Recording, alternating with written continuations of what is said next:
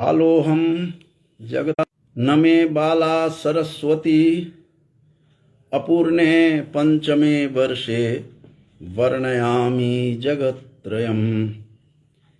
आज मिथिला की भूमि में एक से एक उद्भट विद्वान हुए हैं और एक से एक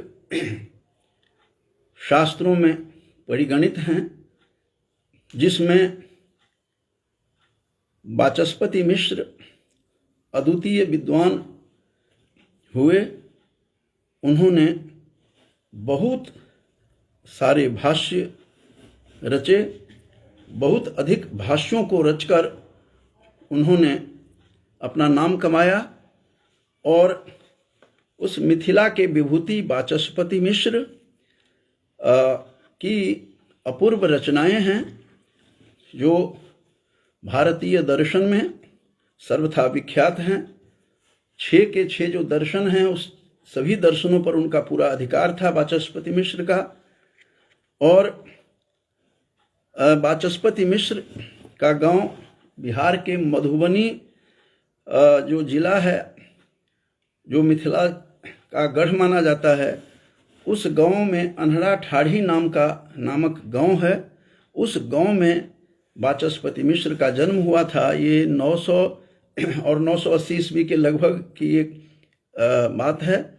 और उनका वाचस्पति मिश्र का एक से एक उनकी रचनाएं हैं। उन्होंने भाष्य लिखे, उन पर टीकाएं लिखी, जिनमें भामती टीका प्रसिद्ध है।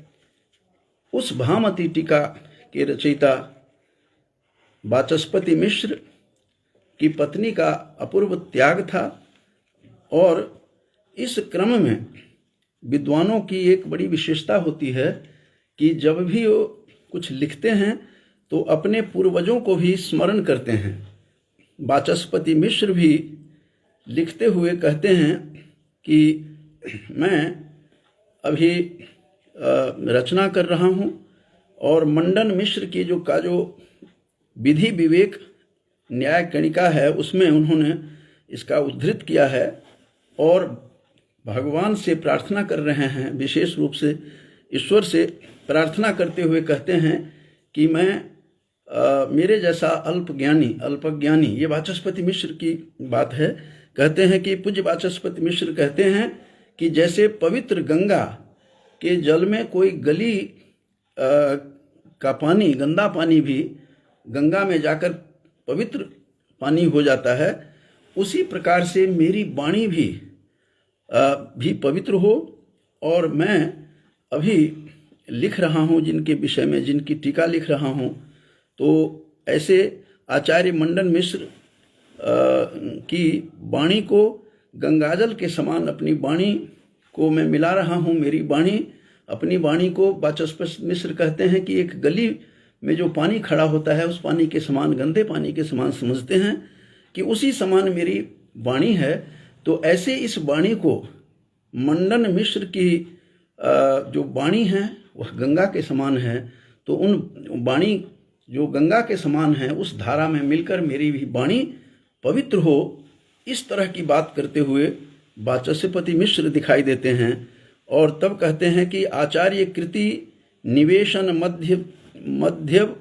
मध्यवधूतम बचो अस्मदादीनाम रथ्योदकमिव गंगा प्रवाह पातः पवित्रयति माने निर्मल करता है, पवित्र कर देता है।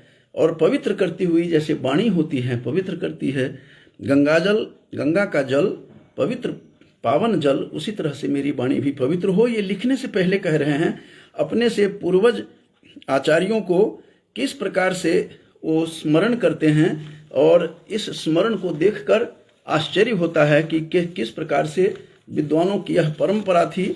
उस परंपरा में एक और उदाहरण हमें देखने को मिलता है कि ये तो वाचस्पति मिश्र तो उनकी प्रशंसा कर रहे हैं, लेकिन वाचस्पति मिश्र की भी प्रशंसा करते हुए उदयनाचार्य भी हमें दिखाई देते हैं, जो उदयनाचार्य स्वयं लिखते हैं सरस्वती को प्रार्थना करते हुए कहते हैं कि हे माता सरस्वती मुहुर्मुहुरेव नत्वा बद्धांजलि किमपि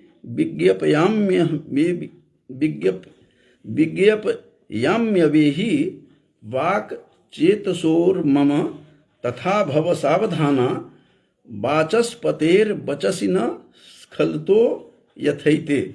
ये उदयनाचार्य जैसे गर्भोक्ति लिखने वाले वो मिथिला के विद्वान थे और जिनकी गर्भोक्ति प्रसिद्ध है संस्कृत जगत में। ऐसे उदयनाचार्य स्वयं सरस्वती से प्रार्थना करते हुए कह रहे हैं कि जिस वाचस्पति ने अपने से पूर्वज लेखकों का मंडन मिश्र की प्रशंसा करते हुए अपनी वाणी में पवित्रता लाने की बात वाचस्पति मिश्र कहते हैं, तो उसी वाचस्पति मिश्र के काव्य पर जब उदयनाचार्य लिख रहे थे तो वो भी प्रार्थना करते हैं कि किस प्रकार से हे माँ सरस्वती मुझे कोई स्खलन न हो, क्योंकि वाचस्पति जैसे व्यक्ति का जो काव्य है, जो ग्रंथ है, उस ग्रंथ पर मैं टीका लिखने जा रहा हूँ। तो अपने मंगल श्लोक में ही आरंभ में ही इस प्रकार की बातें करते हैं। इससे पता चलता है कि तत्कालीन विद्वानों में कोई ईर्ष्या द्वेष नहीं था जो आजकल है। ये सीखना भी चाहिए और किस प्रकार से अपने पूर्वज लेखकों के प्रति आदर भाव देते हैं। वाचस्पति मिश्र ने मंडन मिश्र की प्रशंसा करते हुए कहा कि मेरी भी वाणी उसी तरह पवित्र हो जैसे गंगाजल में गली का गंदा पानी पवित्र होता है। और वाचस्पति मिश्र की भी प्रशंसा खुद अपना मंगलाचरण करते हुए, उनकी भाष्य लिखते हुए, वाचस्पति मिश्र के ऊपर लिखते हुए उदयनाचार्य भी कहते हैं। जो उदयनाचार्य बहुत बड़े विद्वान थे, जिन्होंने उनको भी जगन्नाथ को भी चैलेंज करते हुए, चुनौती देते हुए कहा, उनको प्रवेश जब नहीं दिया गया तो उन्होंने कहा था कि हे जगन्नाथ, जब तुम्हारी सत्ता को बौद्ध उखाड़ने लगेंगे तो तुम्हारी मर्यादा मेरी मुट्ठी में रहेगी। तो इस प्रकार से गर्भोक्ति लिखने वाला उदयनाचार्य वाचस्पति मिश्र की भी प्रशंसा करते हुए सरस्वती से प्रार्थना करते हैं कि हे माँ सरस्वती, हे शारदे, मैं लिख रहा हूँ और कोई त्रुटि नहीं हो मेरे इस ग्रंथ में। तो किस प्रकार से एक लेखक दूसरे अपने पूर्वज लेखकों के प्रति कितना आदर भाव रखते हैं, इस प्रकार की बातें करते हुए। तो ऐसे वाचस्पति मिश्र के विषय में आज आप लोगों के सामने मैं कुछ कहने के लिए प्रस्तुत हुआ हूँ कि वाचस्पति मिश्र बहुत बड़े दर्शन के विद्वान थे, बहुत बड़े दार्शनिक थे और उन्होंने 9 ऐसे ग्रंथ लिखे हैं जो भाष्य हैं, सभी भाष्य कहते हैं कमेंट्री को, और टीकाएं लिखी उन्होंने, एक से एक टीकाएं उनकी प्रचलित है। और उनका वो जैसा कि मैंने बताया था, अनहरा ठाड़ी मधुबनी बिहार में उनका गांव है, जो 900 और 980 के ईस्वी के मध्य उनका जन्म हुआ है वाचस्पति मिश्र का। और भामती टीका विशेष रूप से ये 78-79 के समय में मैंने देखा है कि हरियाणा बोर्ड में भी भामती की कथा कोर्स में रखा हुआ था, पाठ्यक्रम में था। तो इस प्रकार से भामती जो थी उनकी पत्नी थी वाचस्पति मिश्र की, और किस प्रकार के वाचस्पति मिश्र ने किस प्रकार से परित्याग कर दिया, सबको अपने यौवन को त्याग दिया। 18 वर्ष के बाद उनको पता चलता है कि मेरी ये भामती मेरी नौकरानी नहीं है, मेरी पत्नी है। हुआ यूँ था बंधुओं कि इनकी जब शादी हुई तो उस समय टीकाएं लिख रहे थे, कमेंट्री लिख रहे थे और काफ़ी व्यस्त थे। उन्होंने अपने माँ बाप से कहा, पिता से, कि अभी मैं विवाह नहीं करूँगा। लेकिन विवाह करने के बाद जो पत्नी को कहा कि ये बाद में आ जाएगी, और अपने मैके में रही पत्नी बहुत दिनों तक इस तरह से रहे प्रतीक्षा में कि इनका ग्रंथ समाप्त होगा। तो उनके ससुर ने सोचा, सास ससुर ने, कि इनको हम भेज देंगे, हम अपनी बेटी को अपने दामाद के पास। लेकिन इनका कार्य समाप्त नहीं हो रहा था और अंत में वाचस्पति मिश्र की पत्नी भी संसार से वाचस्पति मिश्र की माताजी भी इस संसार से चल बसती हैं। और इस स्थिति में वाचस्पति मिश्र की जो पत्नी भामती थी, तो भामती अपने भाई के साथ उनके घर पर स्वयं आ जाती हैं। कुछ बना करके उन्होंने मिष्ठान ले करके वहाँ से घर से भी कुछ बनाया और ले करके आए थे, ये जो है इनके बारे में कहा जाता है। और तब जाकर के 18 कुछ ग्रंथों में आया है कि 30 वर्षों तक रहे, कहीं पर आता है 18 वर्षों तक उनकी सेवा करती रही और उनको यह पता नहीं चला कि यह कौन है। उन्होंने सोचा कोई नौकरानी है, खाकर खाना बनाती है और दे जाती हैं। इस क्रम में 18 वर्ष बीत गए, 18 को ही मान लिया जाए तो उनका यौवन काल लगभग समाप्त प्राय हो गया था। तब जाकर के उनको पता लगा कि भामती तो मेरी पत्नी है। हुआ घटना तो एक दिन घटनी थी, वह तेल में दीपक जला करके लोग लिखा करते थे और उस समय यह व्यवस्था करती थी उनकी पत्नी भामती। एक दिन ऐसा हुआ कि तेल समाप्त हो गया, घर में नहीं था, जिसके कारण अंधेरा हो गया। तो वो चांदनी रात थी और बाहर, घर के बाहर निकलते हैं तो उनकी पत्नी वहाँ खड़ी थी। उन्होंने कहा कि तुम कौन हो? तब पता चला कि यह मेरी पत्नी है। उन्होंने उनकी शक्ल तक नहीं देखी थी और उनके हाथ से पहचान थी कि यह हाथ मुझे कोई आती थी और ये मुझे खाना परोसती थी और चली जाती थी, दीपक जलाती थी, चली जाती थी, हाथ की पहचान थी। यह देख करके वाल्मीकि रामायण के लक्ष्मण का चरित्र हमारे सामने आ जाता है। जिस लक्ष्मण ने सीता के बारे में जब किष्किंधा कांड में सुग्रीव ने दिखाया कि गहने कुछ फेंकती हुई जा रही थी, हो सकता है सीता माँ का यह आभूषण हो, जब दिखाता है तो उनकी पत्नी थी, उनको ज़्यादा पहचान रही होगी राम को, तो राम को दिया, राम ने लक्ष्मण को दिया, वत्स लक्ष्मण तुम देखो। और जब वो देखने लगे तो फूट फूट करके रोते हैं लक्ष्मण और कहते हैं कि मुझे कुछ पहचान नहीं है, केवल चरण स्पर्श मैं नित्य प्रति माता सीता का करता था, इसलिए मुझे चरणों की पहचान है। और चरण में मैं जो आभूषण पहनती थी, नुपुर, जो पायल, तो नुपुर की पहचान है मुझे। नुपुरित तो हम जानामी नित्यम पादाभिनंदनाथ, वाल्मीकि लिखते हैं रामायण में, वाल्मीकि रामायण में, कि मैं नित्य पाद चरण स्पर्श करती थी, जिसके कारण करता था मैं, जिस कारण से उनके चरणों के गहनों की पहचान है। ऐसा त्याग मूर्ति, ऐसे चरित्रवान हमारे शास्त्रों में इस तरह के चरित्र हैं, कैरेक्टर हैं हमारे पास। तो इसी तरह से वाचस्पति मिश्र की पत्नी थी, उन्होंने पराये कोई नौकरानी समझकर, दासी समझकर वह खाना स्वीकार करता था, उसकी तरफ देखते नहीं थे, लेकिन हाथ की पहचान थी। कमाल है ऐसे वाचस्पति मिश्र के इस लगन को, इस निष्ठा को, इस चरित्र को। जबकि उनकी पत्नी थी, उनको चूंकि पता नहीं था, जब उन्होंने कहा मैं आपकी पत्नी हूँ तो किस प्रकार से एहसास हुआ और विचलित हुए, आश्चर्यचकित हुए। इतना आश्चर्य हुआ, इतना अपने ऊपर घृणा भी हुई और बड़ा अपराध महसूस किया और उन्होंने अनुभव किया कि यह ठीक नहीं किया मैंने। तब कहता है इसका फल तो तुझे अवश्य मिलेगा, तुमने बहुत बड़ा त्याग किया है, तुम तपस्विनी है और तुमने मुझे इस इतना बड़ा कार्य में, इतने बड़े कार्य में तुमने मेरी सहायता की है, तो तुम्हारा नाम इस कमेंट्री पर, तुम्हारे नाम से ही यह विश्वविख्यात होगा।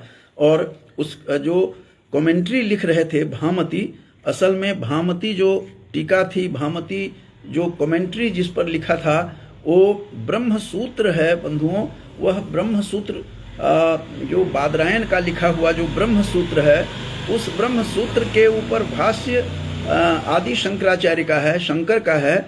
उस भाष्य के ऊपर भाष्य जो लिखा वाचस्पति मिश्र ने, जिसका नाम भामती है, भामती टीका, वो टीका के ऊपर टीका लिखी। वो ब्रह्म सूत्र जो महत्वपूर्ण ग्रंथ है बादरायण का, और उस ग्रंथ पर टीका थी, उस टीका पर टीका लिखी। ऐसा भी कहा जाता है, लोग विद्वानों का कथन है कि उन्होंने ब्रह्म सूत्र पर जो शंकराचार्य ने जो टीका लिखी थी, वह भाष्य, शांकर भाष्य उसको कहते हैं।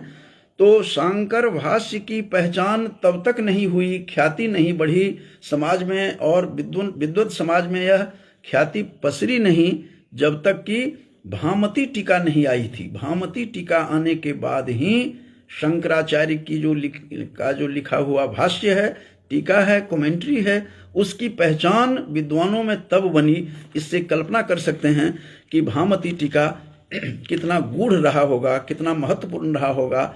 और भामती जो थी वाचस्पति मिश्र की पत्नी, उसके त्याग का वह प्रतिफल था, त्याग का ही प्रभाव था, जिसके कारण से शंकराचार्य जैसे जो 32 वर्ष में इस संसार से चल देते हैं, शंकराचार्य जिसका लिखा हुआ काव्य जिनका जिनकी लिखी हुई टीका तब तक नहीं प्रसिद्ध हुई जब तक कि भामती टीका प्रकाश में नहीं आ गई थी। तो इस प्रकार से भामती टीका जो प्रकाश में आने के बाद ही इसका प्रचार हुआ, और इतना प्रचार हुआ भामती टीका का कि भामती के प्रभाव से, जिसके त्याग और तपस्या से, तपोबल से शंकराचार्य जैसे पावन व्यक्ति का भी भाष्य, उनकी टीका प्रसिद्धि को प्राप्त करती है। टीका तब प्राप्त करती है जब भामती आती है।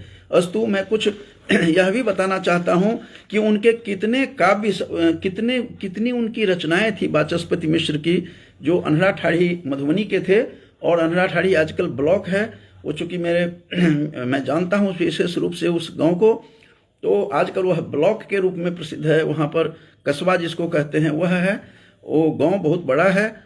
तो उस गांव में इनका वाचस्पति मिश्र का जन्म हुआ था।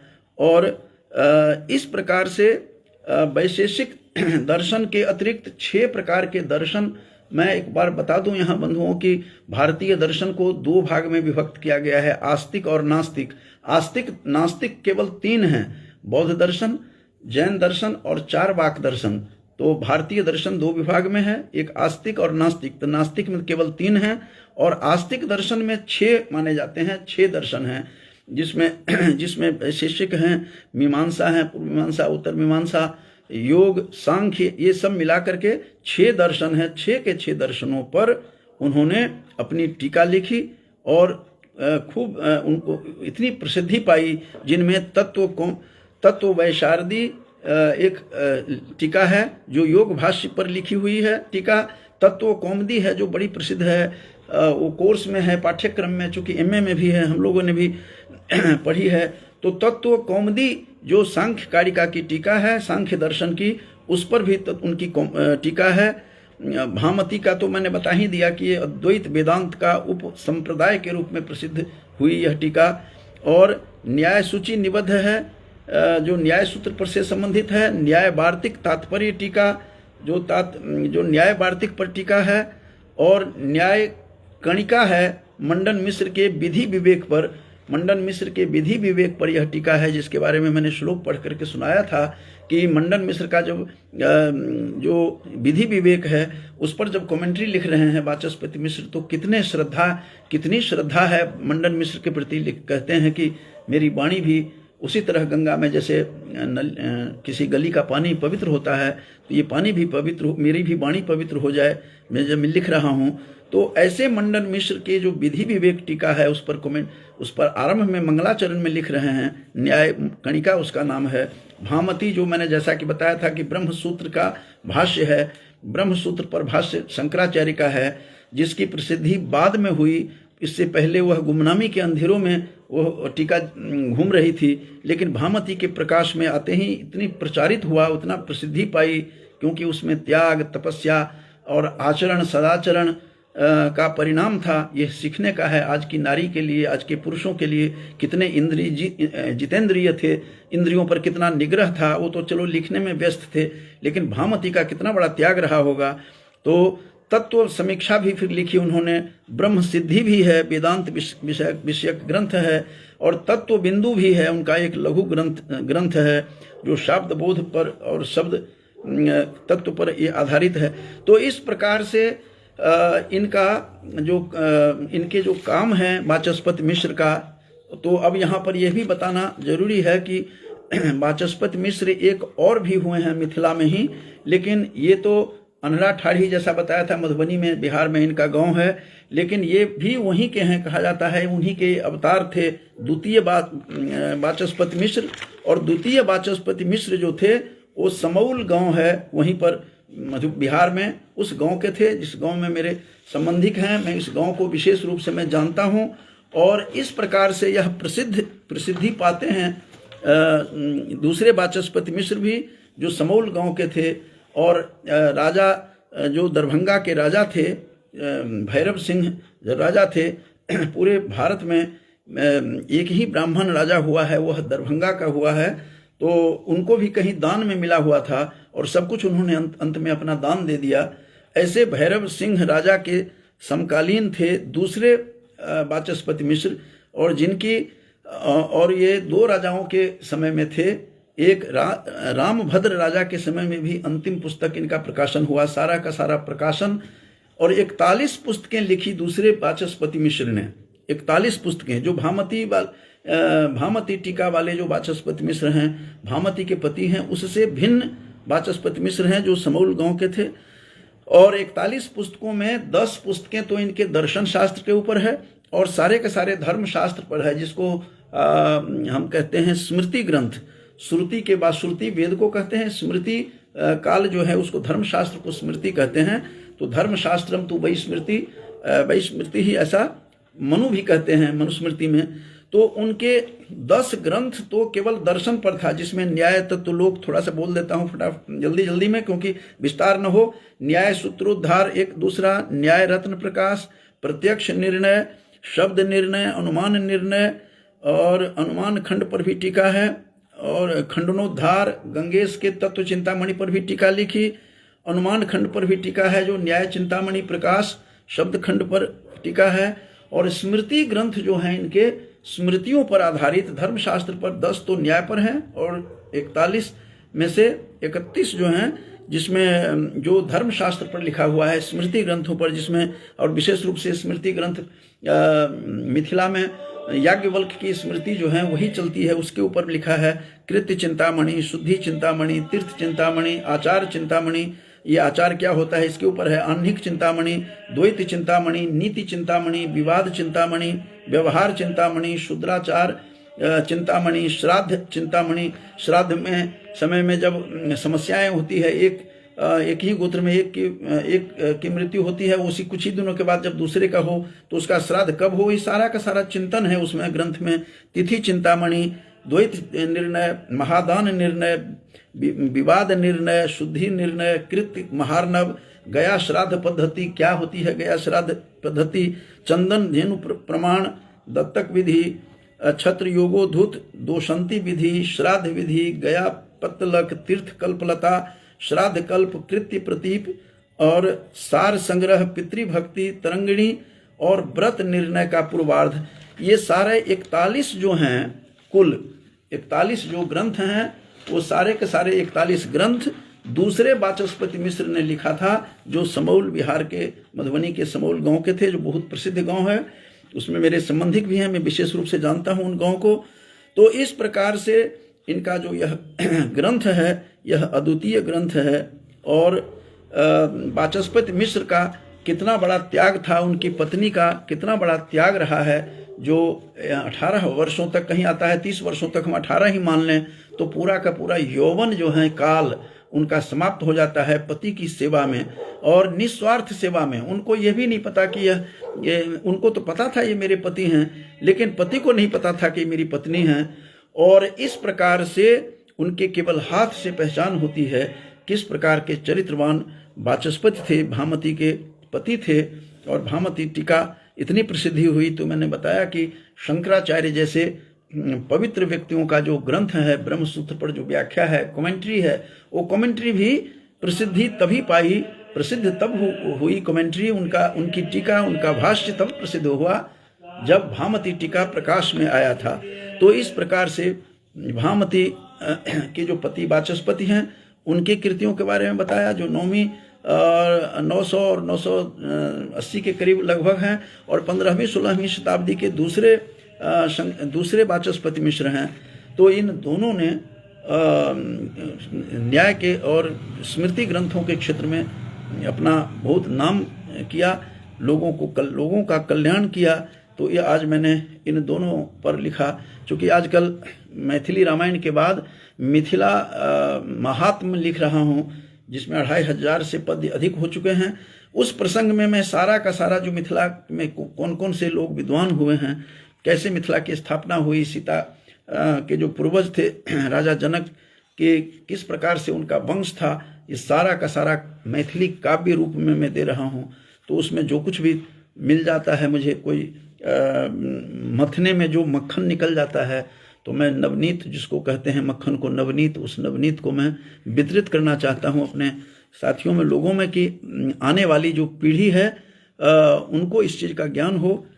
इसलिए और मैं भी अपनी ज्ञान की वृद्धि करता रहता हूँ। तो दोनों वाचस्पति मिश्र को कोटिशः नमन करता हूँ। विशेष रूप से उस पहले वाचस्पति मिश्र की जो पत्नी जो थी उनकी भामती, उनको कोटिशः नमन करते हुए अपनी वाणी को विराम देने से पहले कुछ मित्रगण इससे में जुड़े हुए हैं। एक प्रिंसिपल गजेंद्र शर्मा जी हैं, गजेंद्र कुमार जी, जो लुखी डीएवी स्कूल के प्राचार्य हैं, जो सतत जब मैं बोलता हूं तो आ जाते हैं, तो उनको भी आशीर्वाद देता हूं।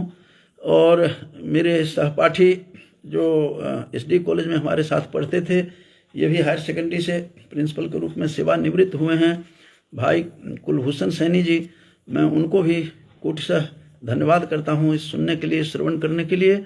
और हृदय नारायण झा जी भी जुड़े हुए हैं, मुझे नहीं पता है कौन है, कहाँ से जुड़े हुए हैं, जो भी हैं उनको भी मैं कोटिशः धन्यवाद ज्ञापन करता हूँ। तो फिर से एक बार उन विद्वानों को नमन करते हुए, सभी दर्शकों को धन्यवाद ज्ञापन करते हुए अपनी वाणी को विराम देता हूँ। बहुत बहुत धन्यवाद।